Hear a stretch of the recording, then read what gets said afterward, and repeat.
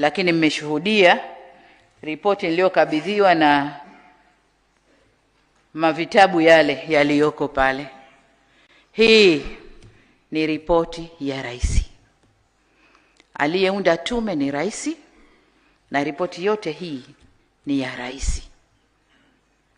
Kwa hiyo wasitokee watu wengine wakadai ownership ya ripoti hii. Ni ripoti ya rais. Nilisema tume za huko nyuma zilikuwa zinabanwa kimya kimya. Mimi nimeamua tuambizane, lakini ripoti ni mali ya rais.